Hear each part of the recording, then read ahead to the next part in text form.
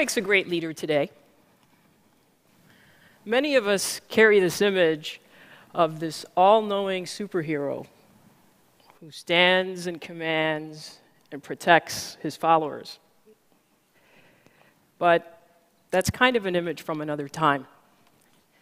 And what's also outdated are the leadership development programs that are based on success models for a world that was, not a world that is or that is coming.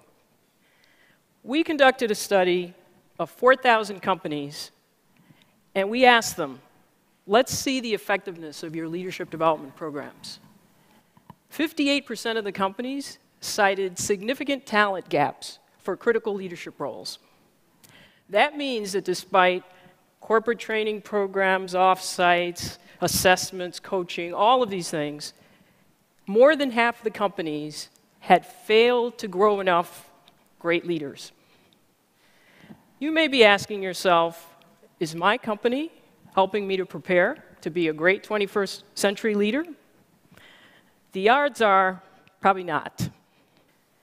Now, I've spent 25 years of my professional life observing what makes great leaders. I've worked inside Fortune 500 companies, I've advised over 200 CEOs, and I've cultivated more leadership pipelines than you can imagine. But a few years ago, I noticed a disturbing trend in leadership preparation.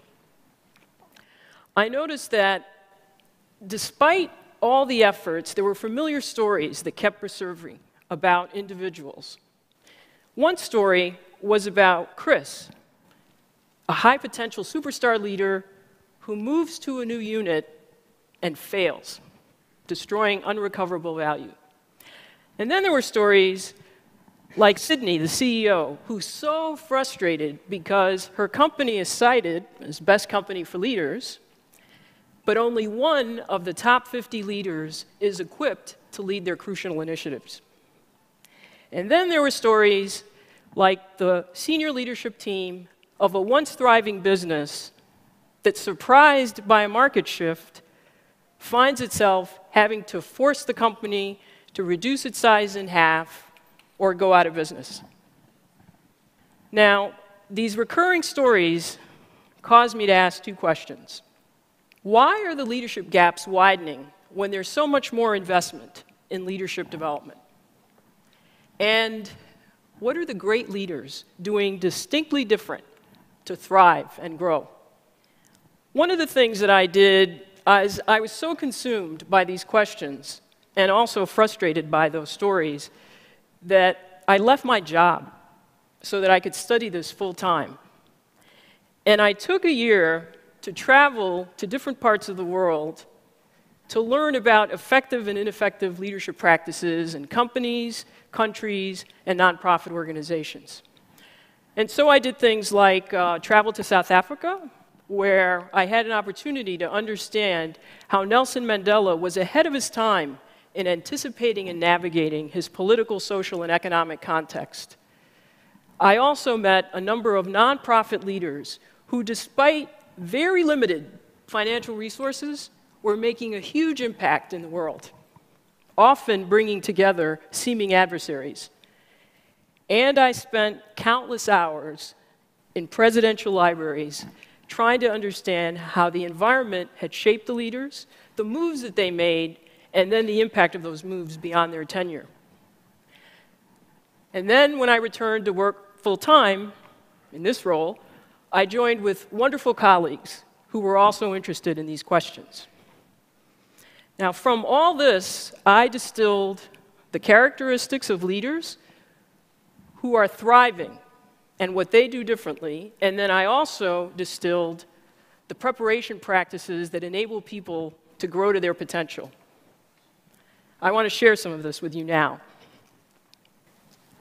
In a 21st century world, which is more global, digitally enabled and transparent, with faster speeds of information flow and innovation, and where nothing big gets done without some kind of a complex matrix, relying on traditional development practices will stunt your growth as a leader.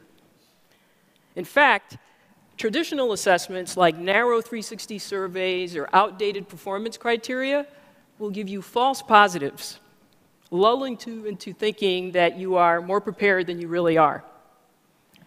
Leadership in the 21st century is defined and evidenced by 3 questions.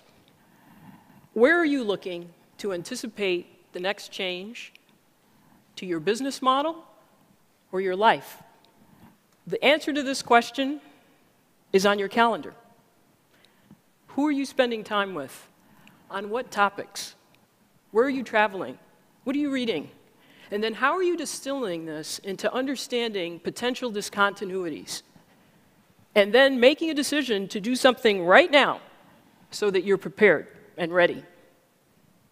There's a leadership team that does a practice where they bring together each member collecting, here are trends that impact me, here are trends that impact another team member, and they share these and then make decisions to course correct a strategy or to anticipate a new move. Great leaders are not head down, they see around corners, shaping their future, not just reacting to it. The second question is, what is the diversity measure of your personal and professional stakeholder network? You know, we hear often about good old boy networks, and you know, they're certainly alive and well, many institutions. But to some extent, we all have a network of people that we're comfortable with. So this question is about your capacity to develop relationships with people that are very different than you. And those differences can be biological, physical, functional, political, cultural, socioeconomic. And yet, despite all these differences, they connect with you, and they trust you enough to cooperate with you in achieving a shared goal. Great leaders understand that having a more diverse network is a source of pattern identification at greater levels and also of solutions, because you have people that are thinking differently than you are. The third question, are you courageous enough to abandon a practice that has made you successful in the past? There's an expression, go along to get along. But if you follow this advice, chances are, as a leader, you're going to keep doing what's familiar and comfortable. Great leaders dare to be different. They don't just talk about risk-taking, they actually do it. And one of the leaders shared with me the fact that the most impactful development comes when you are able to build the emotional stamina to withstand people telling you that your new idea is naive or reckless or just plain stupid. Now, interestingly, the people that will join you are not in your usual suspects in your network. They're often people that think differently and therefore are willing to join you in taking a courageous leap. And it's a leap, not a step. More than traditional leadership programs, answering these 3 questions will determine your effectiveness as a 21st century leader. So what makes a great leader in the 21st century? I've met many, and they stand out. They are women and men who are preparing themselves, not for the comfortable predictability of yesterday, but also for the realities of today and all of those unknown possibilities of tomorrow. Thank you.